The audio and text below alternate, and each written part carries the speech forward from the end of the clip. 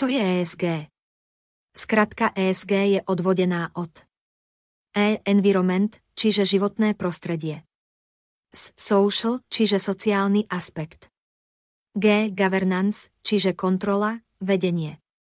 Všetky tieto tri oblasti by mali byť v spoločnosti zastúpené.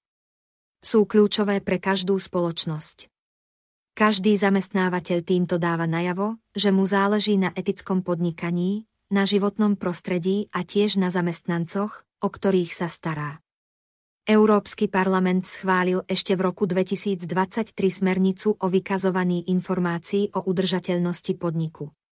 Členské štáty Európskej únie majú povinnosť transformovať túto smernicu do svojich právnych poriadkov.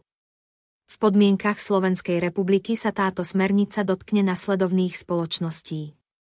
Poprvé, od 1. januára 2024 veľkých spoločností s počtom zamestnancov viac ako 500, akciové spoločnosti.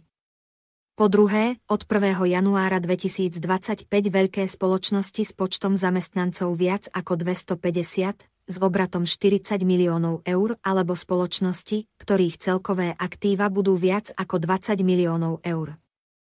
Po tretie, od 1. januára 2026 aj malých a stredných podnikov, ktoré umiestnili svoje akcie na regulovanom trhu.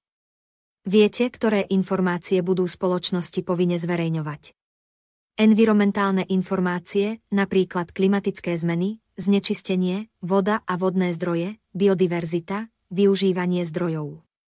Sociálne informácie vo vzťahu ku zamestnancom, dotknuté komunity, spotrebitelia.